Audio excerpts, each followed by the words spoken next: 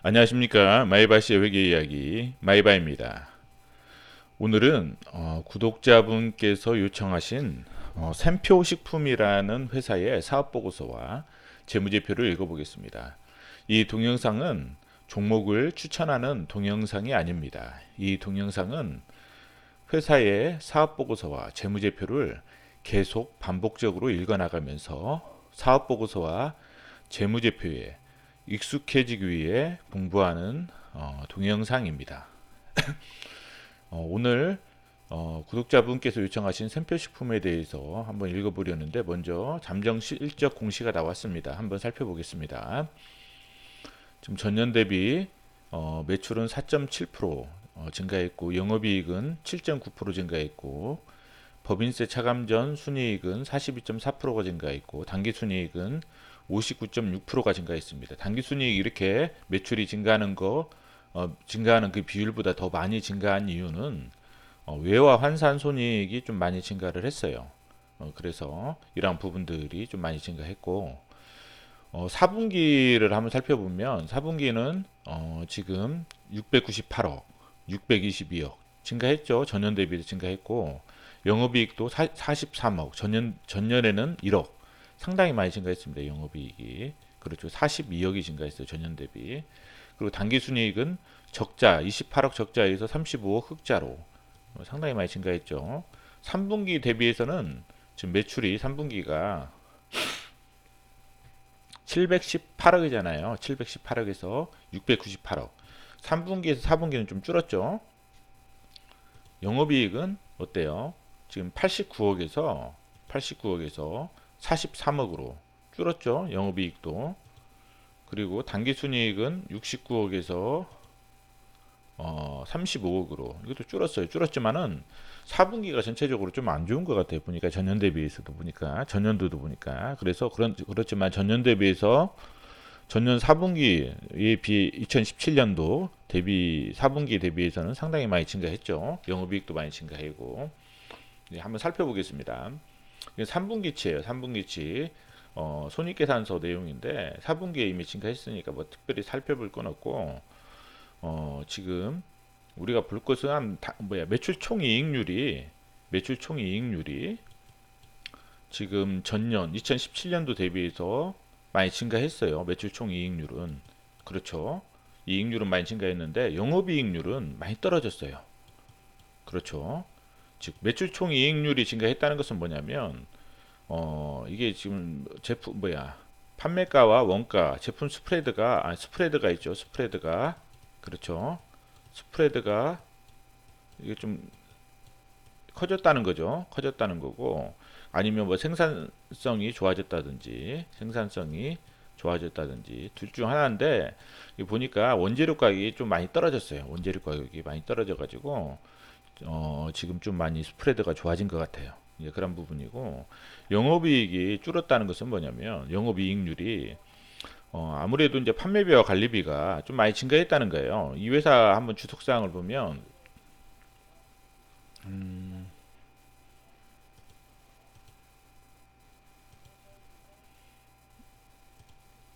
네, 여기 보면 판매비와 관리비 쪽에 보면 광고 선전비가 상당히 많이 증가했어요. 그렇죠? 9억에서는 전년 2017년도 대비 2018년도 누적으로 얼마가 증가했냐면 거의 뭐 71억이 증가했어요. 그렇죠. 3분기도 보면 원래 전년 2017년도 2억이었는데 18억 정도, 16억 정도 증가했죠. 그다음에 판매 촉진비도 많이 증가했어요. 그렇죠. 이게 보면 광고 선전비가 많이 증가했다는 거죠. 광고 선전비가. 그렇죠. 광고 선전비가 많이 증가했고 그다음에 여기 보면 비용의 성격별 분류를 보면 지금 재고자산 사용한 거에 대비 매출이거든요. 매출액 재고자산 사용한 거 2.41, 2018년도. 그 다음에 2017년도는 2.29. 더 증가했죠. 이것은 뭐냐면 스프레드가 증가했다는 거예요. 뭐냐면 재고자산 원재료나 상품 사용액 대비 매출액 그쵸? 2.41 이만큼 스프레드가 증가했다는 거. 2.29에서 2.41로 스프레드가 이걸로 보셔도 되죠. 매출이죠. 매출. 매출 원가율 보면 41.4%, 원가율이 41.4%죠. 전년도는 42.7%, 제품 원가율이 42.7%에 41.4%, 그만큼 뭐예요? 마진이 좋아졌다는 거죠. 원가가 낮아졌다는 것은 이익률이 좋아졌다는 거잖아요. 상품 원가율도 마찬가지. 71.6%에서 70.1%. 원가가 낮아졌다는 것은 이익률이 마진이 그만큼 좋아졌다는 거잖아요. 마진이 그만큼 좋아졌다. 예, 그렇지만은 광고 선전비가 엄청나게 많이 증가해서 영업이익률은 좀 줄었다. 근데 4분기에 영업이익률이 증가했다는 것은, 영업이익이 이렇게 증가했다는 것은 전년 대비 어때요? 아무래도 광고 선전비에서 약간 뭐 줄어드는 그런 부분도 있을 것 같고, 그렇죠? 예, 그런 부분들 때문에 광고 선전비에 따라서 영업이익이 훨씬 더 증가될 그런 소지가 있잖아요. 그만큼 약간만 덜 집행하면 영업이익률이 훨씬 더 좋아질 수 있다. 이제 그런 상황이고, 어, 그거는 뭐 저도 몰라요. 아직 지금 이 부분 한번 확인을 해봐야 돼요. 영업이익이 왜 이렇게 돼 있는지는 한번 확인을 해보셔야 되고, 어, 자, 그 다음에 이제 재무상태표를 한번 볼게요. 왜냐면 지금 이익이 지금 3분기 때 이익이, 예, 이익이 어디로 가요? 이익 잉여금으로 가죠. 이익 잉여금은 뭐예요? 누적의 개념이라고 했잖아요. 누적의 개념. 누적의 개념인데 어때요? 지금 165억에서 303억. 왜 그러냐면 이 회사는 지금 뭐냐면 2016년도 7월에 인적 분할이 돼 가지고 이 누적액으로 쌓인 게 그렇게 많지는 않아요. 왜 그러냐면 2016년도 7월 달에 누적이 돼서 2016년도 12월, 2017년도 12월, 2018년도 지금 9월까지 그 쌓여 있는 게 별로 많지 않잖아요. 그럼에도 불구하고 상당히 많이 쌓여 있죠. 예, 이 회사는 그래도 경쟁력이 있는 회사예요. 경쟁력이 있는 회사고 303억. 그렇죠. 그리고 자본 총계가 1287억, 1150억 해서 부채 비율이 줄어들었어요. 그렇죠. 70%에서 61%로 줄어들었어요. 부채 비율이. 그리고 여기 보면 유동자산을 보면 871억이에요. 그렇죠. 유동자산이 871억. 유동부채가 어때요? 566억이에요. 유동자산으로 유동부채를 다 갚을 수 있죠. 그럼에도 불구하고 지금 재고자산을 빼면 대구자산을 뺀 금액이 뭐라고 해요? 당자자산이라고 하죠. 유동자산에서 재고자산을 뺀 금액이 당자자산이다. 왜? 재고자산은 1년 이내에 매출이 안 될 수도 있잖아요. 매출이 되더라도 외상 매출금으로 상대 계정이 돼서 현금화가 안 될 수도 있잖아요. 그렇기 때문에 재고자산을 빼서 당자자산으로 한번 계산해 보면 538억이에요. 당자자산이 871억에서 333억을 빼면 538억. 그러면 566억보다 다 갚을 수 없잖아요. 그럼 리스크가 있느냐? 그렇지도 않아요. 왜 그러냐면 이 샘표식품 같은 경우는 어때요?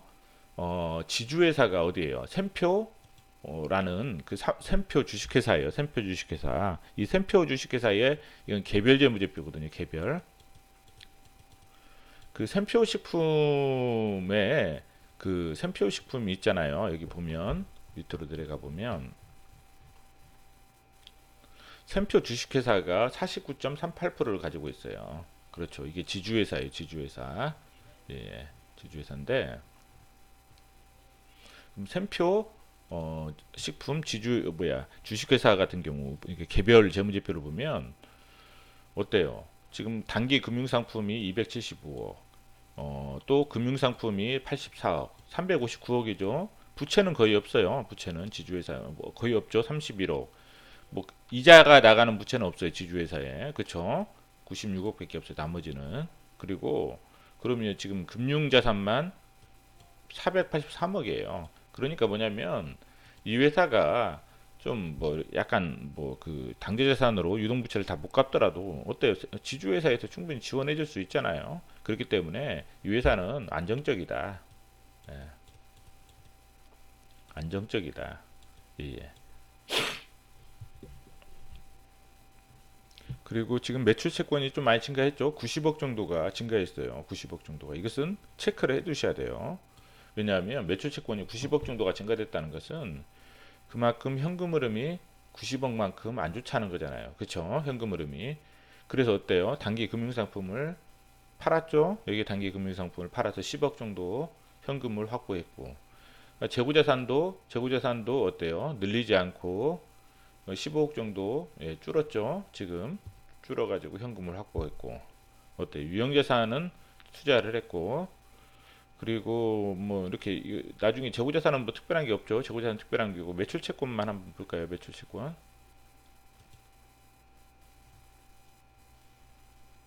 잠깐만요.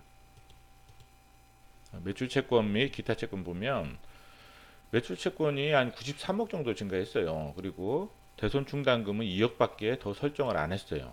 그렇죠. 이 부분이 지금 93억이 매출 채권이 증가했고 매출은 한 48억 정도 증가했죠. 3분기까지 48억 정도. 근데 93억 정도 매출 채권이 증가했는데 2억 정도. 이거 한번 체크를 해보셔야 돼요. 지금 설정한 게 2017년도에는 어때요? 16억 정도 설정했는데 올해 2018년도에는 뭐예요? 9,300 정도밖에 설정 안 했잖아요. 이 부분은 회사하고 한번 커뮤니케이션을 해보셔가지고 나중에 지금 4분기에도 지금 반영은 그렇게 안 된 것 같죠. 영업이익률이 좋은 거 보니까 영업이익이 좋은 거 보니까 이 부분이 이제 뭐 이것은 아직 감사를 받지 않은 거니까 나중에 또 리스크가 있을 수가 있잖아요. 이제 그런 부분들 한번 확인해 보시고 그 다음에 뭐 특별한 건 없고 유형자산이 좀 많이 증가했네요. 유형자산 재고자산도 한번 볼까요? 재고자산도 뭐 밑에 보면 재고자산도 뭐 어때요? 상품은 뭐 매출 증가한 거에 비해서 그렇게 많이 증가하지 않았죠. 제품은 줄어들었고, 그쵸? 제품은 줄어들었고. 원재료는 많이 증가했죠. 원재료는 리스크가 거의 없잖아요. 이것은 뭐 가공비가, 제조경비가 반영이 안 된 그냥 원재료, 그냥 말 그대로 재산이잖아요. 그렇기 때문에 이것은 리스크가 거의 없는 재고자산이란 말이죠. 그리고 나중에 매출이 4분기 때 또 뭐 증가할 수 있는 그런 여지가 있기 때문에 원재료를 좀 많이 사놓은 그런 부분이기 때문에 이것은 뭐 크게 의미가 없고 그 다음에 기타 유동자산도 보면 지금 선급금 미리 돈을 준 거가 26억 정도 증가했어요. 미리 돈을 좀 줬고요. 기타 유동자산에서 선급금이 많이 증가했고 비유동자산에서도 뭐 특별한 거 없고 이제 유형자산에 투자를 많이 해줘서 80억 정도 증가했어요. 80억 정도. 유형자산 80억 정도 증가한 것은 우리 현금 흐름표로 한번 봐서 보면 유형자산을 취득한 게 65억 정도 증가했고 그 다음에 건설중개자산 취득한 게 75억 정도 증가했어요. 그쵸? 감가상각비 줄어든 것까지 하면 이 정도 한 130억 정도, 140억 정도 증가했다고 보시면 돼요. 자, 그 다음에 뭐 유동부채는 어때요? 지금 매입채무 및 기타 유동부채 보면 41억 정도 증가했죠. 왜 그러냐면 매출채권에서 90억 정도 증가하니까 현금 흐름이 나쁘잖아요. 그러니까 그만큼 어때요? 매입채무도 돈을 덜 줘야 현금 흐름이 어느 정도 상쇄가 되니까 41억 정도 증가했고 차입금, 단기 차입금은 159억이 감소했어요. 부채를 많이 갚아버렸죠. 159억. 대신에 장기 차입금으로 128억 증가를 시켰죠. 장기 차입금을 얻어서 단기 차입금을 다 갚아버리는 거죠. 그렇죠. 이런 부분들. 예. 그래서 부채는 전체적으로 좀 많이 감소했어요. 딱 보면 안정적이에요. 이 회사는 안정적이고 잉여금도 좀 쌓여가고 있고 계속 회사가 이익을 내고 있잖아요. 이익을 계속 내고 그 다음에 안정적이고 단지 뭐예요? 매출 성장이 생각만큼 많이 안 되는 것 같아요. 그렇죠? 그럼에도 불구하고 전체적으로 지금 하여튼 4.7% 증가했죠. 4.7% 증가했고 영업이익도 7.9% 증가했어요. 증가했기 때문에 약간씩 그래도 성장을 하고 있는 그러한 회사이다라고 생각을 하시면 될 것 같고 이제 이 회사의 어떤 가이던스가 얼마인지는 모르겠어요. 매출 가이던스라든 영업이익 가이던스가 어느 정도는 모르겠지만 이제 그 부분을 보시고 만약 시장에서 예상했던 매출 증가율이 상당히 컸다 그러면 뭐 주가가 많이 떨어졌을 거고 어 이제 지금 그거보다 아니다 하면은 오를 거고 이제 이런 부분이기 때문에 이런 부분들은 또 가격에 대한 부분도 여러분들이 한번 고민을 해보셔요. 가격과 회사의 어떤 가치 펀더멘탈에 대해서는 여러분들이 항상 고민을 하신 다음에 이 회사는 투자를 하시더라도 하시는 게 좋을 것 같아요. 저는 이제 여기서 재무제표와 사업보고서만 좀 읽어드리는 방향으로 그렇게 좀 하겠습니다. 이렇게 하고, 자, 그 다음에 현금 흐름표 한번 볼게요. 현금 흐름표. 현금 흐름표를 보면 어때요? 영업활동 현금 흐름. 그래도 단기 순이익 대비 어때요? 현금 흐름이 거의 비슷하죠? 이익의 질이 좋다. 이 회사는 이익의 질이 좋고 영업 현금 흐름이 상당히 좋아요. 왜냐하면 아까 매출 채권이 이만큼 증가했음에도 불구하고 매출 채권이 이만큼 증가했으면 다른 쪽에서 또 그만큼 10억 정도 감소시키고 그 다음에 어때요?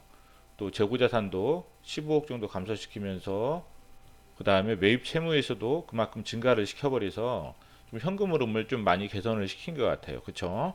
개선을 시키고 그래서 영업 활동 현금으로 127억 정도이기 때문에 전년 대비해서는 좀 많이 안 좋지만은 그럼에도 불구하고 현금 흐름 이익의 어떤 질적 특성이 상당히 좋다.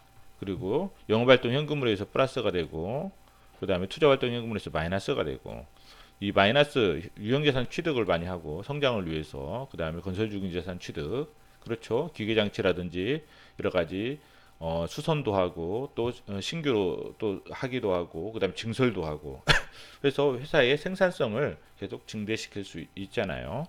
그리고 이제 재무활동 현금 흐름을 보면 어때요? 차입금, 단기 차입금을 많이 상환했죠. 그래서 장기 차입금을 증가시켜서 단기 차입금을 많이 상환을 했어요. 그렇죠? 예, 전체적으로 하면 좀 많이 상환이 된 거죠. 예, 배당금도 지급하고 그래서 현금 흐름이 이렇게 된다. 이렇게 보시면 될 것 같고 어, 이제 비용의 성격별 분류를 보니까 아까 비용을 봤으니까 광고비 및 판촉비가 상당히 18% 정도 차지할 정도로 아까 광고비하고 판촉비가 상당히 컸죠. 예, 컸고 전년도에는 2017년도에는 13.2%였는데 상당히 커졌어요. 그렇죠. 그리고 종업원 급여와 감가상각비 무형자산 상각비를 보니까 15.4% 정도. 예, 그러니까 매출이 증가하면 이 정도 비율로 영업 레버리지 효과가 발생한다는 고정비로 인한 예, 그리고 스프레드는 커진다는 거 커졌고 예, 원가율이 좀 많이 줄어들었잖아요. 예, 예, 그런 부분들 그리고 아까 그 여기서 보면 손익계산서에 보면 그 금융수익 자체가 여기 보면 이게 3분기예요. 3분기에 보면 금융수익이 상당히 크잖아요. 17억 여기는 7억밖에 안 되는데 그 금융원가는 28억에서 줄었죠. 이건 뭐냐면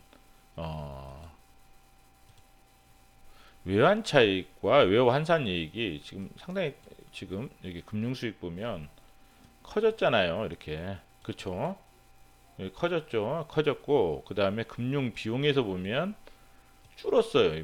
커진 게 이렇게 이만큼 줄었고 그렇죠. 금융 수익은 외환 차익, 외환산 이익이 커졌고 외환 차손과 외환산 손실은 많이 줄었어요. 그래서 단기 순이익이 증가했다는 거죠. 예. 일시적인 거잖아요. 이런 일시적인 거기 때문에. 그다음에 볼게요.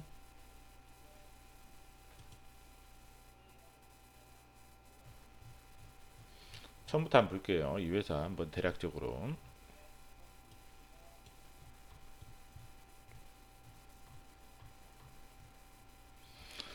연결 대상 종속회사의 개항을 보면 SPS, 샘표 푸드 서비스 이건 미국에 있는 것 같아요. 그리고 그 다음에 선부, 상해, 상무 유한공사는 중국에 있고 종속회사가 하나는 미국에 있고 하나는 중국에 있고 서울특별시 중구 충무로 쪽에 본사가 있고 그 다음에 이 회사는 2016년 7월 1일에 샘표 주식회사로부터 뭐예요? 인적 분할이 되어 있다는 거예요. 인적 분할.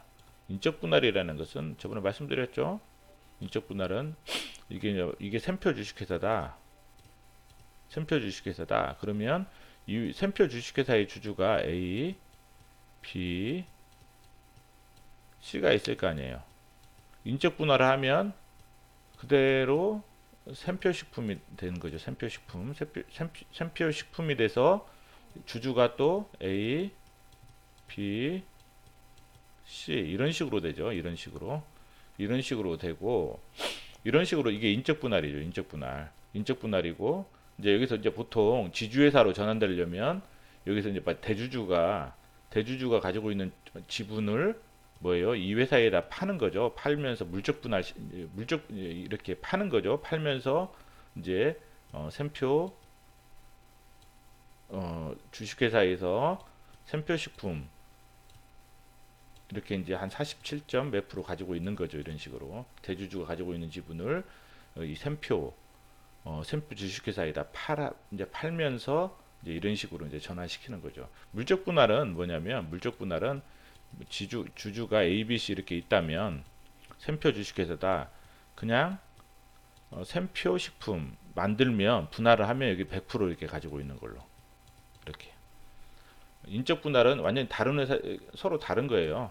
전혀 이 회사하고 이 회사하고 다른 거예요. 샘표 주식회사하고 샘표 식품 주주는 똑같아요. 주주는 그대로 가지고 있는데 이제 이제 이 상태에서 항상 지주회사 만들려면 어때요? 대주주가 가지고 있는 주식을 이 회사에다 파는 거죠. 이렇게 파는 거죠. 이렇게 샘표 그러면 이 회사가 이렇게 가지고 가는 거죠. 물적 분할은 그냥 100% 지분을 가지고 있고 이런 식으로 가는 거고. 예. 이게 샘표 주식회사가 여기 지분을 아까 몇 프로 가지고 49.38% 가지고 있는데 49.38% 49.38% 49.38% 자, 그 다음에 샘표 주식회사는 박진선 씨가 34.5%. 박진선 씨는 지금 한 3대째죠. 창업자로부터 3대째. 3대. 그리고 2018년도 4월달 한국기업 데이터 A-, 예. 이제 이 회사의 어떤 역사죠. 역사를 한번 보시면 샘표 주식회사에서 샘표식품 주식회사로 인적 분할함. 그 다음에 폰타나 즉석 수프 신제품 이종 출시. 폰타나는 뭐 수프 관련된 폰타나 파스타 소스. 그쵸? 이건 좀 약간 그 서양 음식, 서양 소스. 그다음 질러 신제품 한입. 치킨 어떤 제품 같아요. 그 다음에 요리 에센스 연두. 그렇죠. 차세대 세계 인류 상품 선정. 그 다음에 컵밥 5종. 좀 많이 들어봤죠? 사골 곰탕 국밥, 사골 미역국밥. 그 다음에 일편단심 브랜드 론칭, 프리미엄 전통기름 7종 출시, 국산 참기름, 예, 많이 먹는 거죠 우리가. 질러 한입 포크 3종 출시. 그 다음에 바리바리 요리하는 왕꼬막, 연두 청양초. 그 다음에 질러 견과류도 출시되고요. 찌개 양념 2종 출시, 순두부찌개 양념, 강된장찌개 양념, 폰타나 파스타 키트 4종 출시. 그 다음에 국산콩 활성화 업무 협약, 샘표와 농식품 상생협력 추진본부와 샘표 우리 발효 연구중심, 과학기술정보통신부 우수 기업연구소 선정, 예. 샘표 우리맛 연구 사이트, 예. 그 다음에 박진선 대표 인간경영대상 수상, 찌개 양념 2종 출시, 청국장찌개, 매운탕찌개, 요리 에센스 연두, 국제자연식품 박람회 올해의 혁신 제품 선정. 미국에서 했던 거예요. 미국에서 국제자연식품 박람회에서 올해의 혁신 제품으로 요리 에센스 연두가 선정이 됐다는 거. 샘표 삼성전자와 우리맛 연구협업. 이게 어떤 뭐 연관이 있나요? 삼성전자와 요리 에센스 연두, 스페인 최대 식품 박람회 알리멘타리아 2018 참가. 그다음 폰타나 파스타 소스 신제품 3종 출시. 순작 홍도라지차 출시. 순작 작두콩차 돼지 감자차 출시. 샘표 비법 재료 만능 냉육수 출시. 샘표 우리 엄마 명태 채볶음 출시. 요리 에센스 연두 신규 TVCF 이렇게 쉬운 연두 요리법 론칭. 질러 한 잔 땡기는 저녁 7시 4종 출시. 이래 대충 알겠죠 어떤 건지.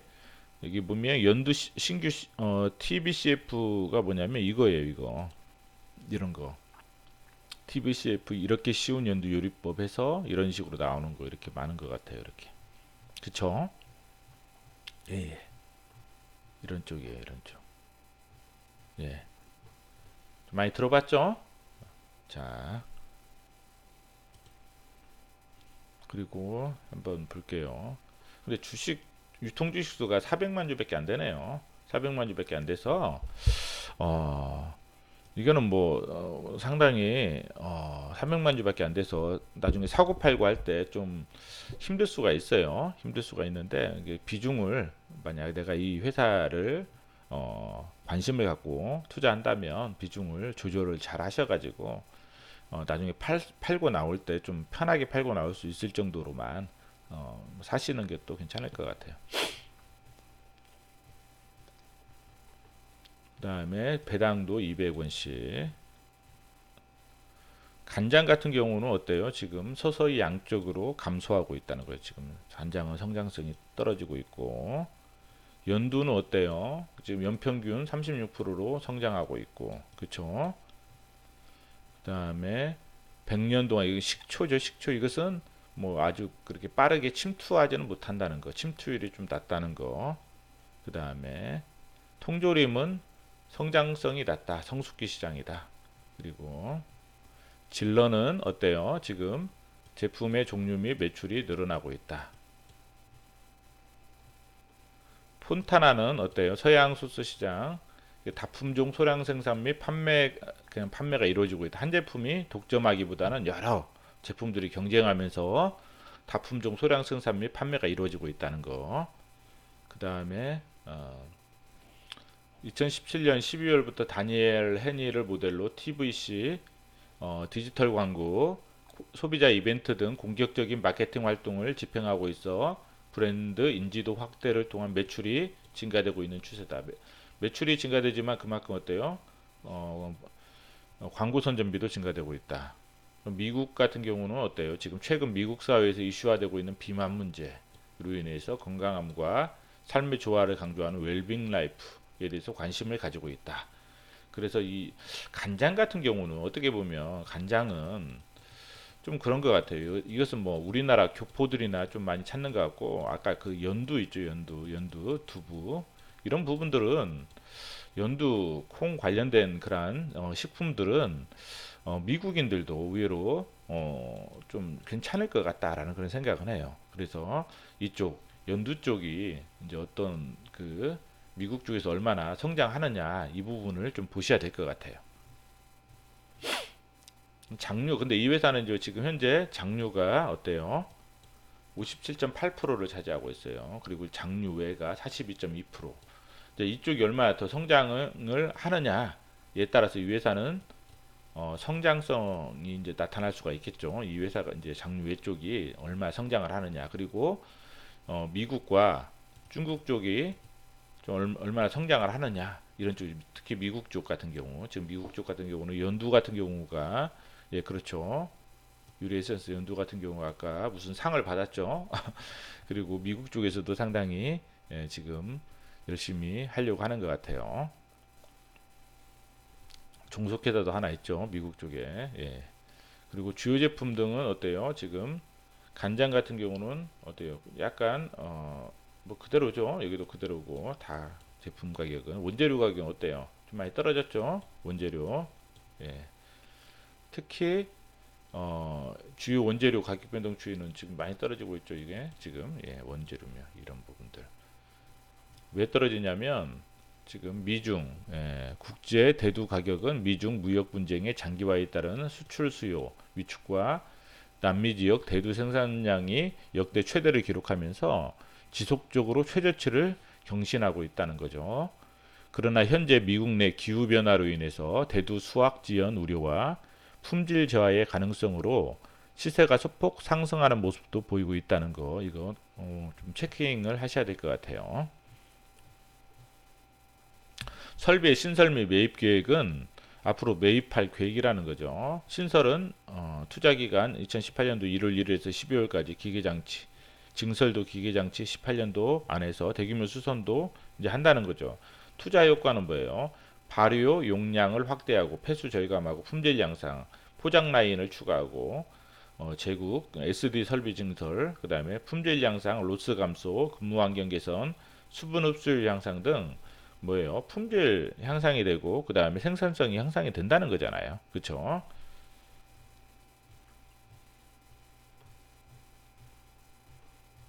연구개발 비용 보면 매출 대비 한 3.9%, 3.9%, 지금 3.9% 정도 하는데 지금 대상 같은 경우는 매출 대비 한 0.8%, 풀무원은 한 1.04%. 샘표식품이 매출 대비 좀 많이 연구개발비를 쓰는 것 같아요. 그 효과는 어떤지 모르겠어요. 효과가 좀 있어야 어때요? 좀 좋겠죠. 근데 지금 1기부터 2기, 3기 이렇게 보면 좀 이게 뭐 매출 대비 연구 개발비 사용하는 그 비중이 조금씩 줄어들고 있죠. 이제 좀 어느 정도 제품 개발이라든지 연구 개발 이제 그게 어느 정도 좀 이렇게 이루어지고 있는 그런 느낌이에요, 지금. 그렇죠. 예, 이렇게 하시고 그 다음에 뭐 특별히 볼 거는 어느 정도 다 본 것 같아요. 뉴스 하나 보면 샘표 유리 에센스 연두로 미 시장 공략 이런 부분이 나오는 것 같아요. 이런 거 연두 에센스. 예. 그 다음에 샘표가 유리 에센스 연두로 앞세고 이게 저는 뚜분 줄 알았는데 그게 아니네요. 아 예. 이거 뭐 이런 건가 봐요. 예. 자 미국 시장 공략을 나선다고 17일 밝혔다. 이렇게 해서 아, 이런 부분도 한번 관찰을 좀 해보시는 것도 좋을 것 같아요. 미국 시장에서 얼마나 인기가 있는지 여기 보면 소개했고 이런 부분도 나오네. 한번 읽어보시면 될 것 같고 그리고 한국산 된장, 간장, 조미료만 찾는 북해외 식당들 이런 기사들도 있더라고요. 그래서 외부 시선 의식한 탓인지 현지인 고용에 공수하고 한국인 상점주인 한글 쪽지로 알아채워 값 깎아주기도. 그래서 북한 쪽 같은 북한에 있는 해외 식당들이 의외로 한국산 그러한 된장이나 간장, 조미료를 많이 찾는 것 같아요. 북한 같은 경우는 아직 어떤 좀 그 간장이나 된장을 대량으로 생산하는 어떤 설비 시설이 그렇게 있는 것 같지는 않은 것 같아요. 그냥 가정에서 좀 과거에 만드는 그러한 형식으로 만드는 그러한 게 준 것 같아요. 그래서 어떤 남북 관계가 좀 개선이 되면 좀 이런 부분에 있어서 한번 또 고려를 좀 해보시는 것도 괜찮겠다 그런 생각이 듭니다. 오늘은 뭐 저도 이 회사를 한번 살펴봤는데 뭐 이 회사 같은 경우는 지금 뭐 관찰할 게 말 그대로 유리 에센스의 연두 그건 것 같아요. 유리 에센스 연두. 몇 번 읽어봐도 뭐 특별한 게 없는 것 같아요. 유리 에센스 연두. 그리고 또 이쪽에 좀 상당히 심혈을 기울이는 것 같아요. 그렇죠? 그래서 유리 에센스 연두가 좀 미국 시장에서 얼마나 활로를 개척하느냐 이 부분 한번 관심을 기울여야 될 것 같고 그 다음에 두 번째는 지금 그 아까 발효 중심 연구 있잖아요. 샘표 발효 중심 연구. 샘표의 우리 뭐 발효 중심 연구인가요? 그 연구소 중심 연구라는 그 연구소가 있잖아요. 연구소. 그래서 이게 상당히 어떻게 보면 원천 기술을 개발하는 하나의 연구소란 말이죠. 그렇죠. 여기서부터 계속 원천 기술을 개발해서 제품을 만들어 나가잖아요. 그래서 이제 이게 바이오라는 부분이 어떻게 보면 이게 바이오 업체로 도약을 할 수도 있잖아요. 바이오. 그렇죠? 그래서 이 부분이 이제 이제 어느 쪽으로 성장하느냐에 따라서 이 회사의 어떤 성질이 좀 많이 바뀌어질 것 같아요.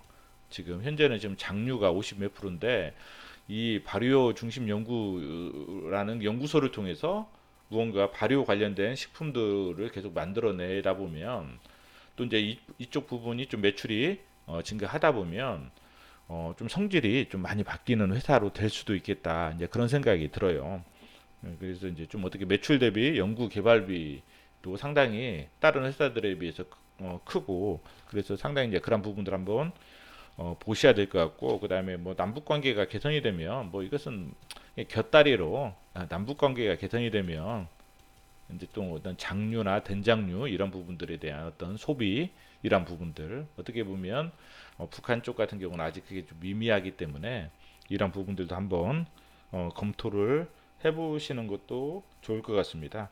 그래서 이제 이런 부분들 한번 보시고, 이게 이제 발효 중심 연구 같은 경우는 이 연구소에서 이제 보통 이제 미생물이나 뭐 균류, 이제 발효식품을 활용해서 뭐 이제 식품이나 뭐 신소재를 많이 개발하잖아요. 그리고 또 연두나 폰티나실로 이제 이런 것들이 다 발효 기술을 근간으로 개발한 부분이기 때문에 이 부분이 좀 상당히 이 회사의 어떤 핵심이지 않나라는 생각이 듭니다. 이 핵심, 이 회사의. 그래서 이 회사가 이제 어떻게 보면 나중에는 좀 바이오 쪽으로도 이렇게 진출할 수 있는, 예, 이제 그러한 성격의 회사로 또 되지 않을까라는 그런 생각도 해요. 그래서 이 부분 한번 이런 관점에서 보시면 될 것 같아요. 그리고 뭐 재무 쪽은 제가 봤을 때는 그래 특별히 신경 안 쓰셔도 될 것 같아요. 재무 쪽은. 왜냐하면 안정적이에요. 안정적이고 이 회사 안정적이고, 그다음에 뭐 부채 비율도 낮잖아요. 부채 비율도 낮고, 그리고 또 뭐예요? 설령 아까 당좌 비율이 좀 뭐야 100%좀 넘는 것은 뭐냐면, 이것은 뭐 큰 의미는 없는 것 같아요. 왜냐하면 또 지주회 샘표 지주회사가 있잖아요. 샘표 주식회사. 그쪽이 또 워낙 금융자산도 많이 지주회사 쪽이 금융자산도 많이 가지고 있기 때문에, 설령 뭐 이게 좀 안 좋다 하더라도 그쪽에서 충분히 지원해 줄 수 있잖아요. 그럼에도 불구하고 이 회사는 영업활동 현금 흐름이 워낙 좋아요.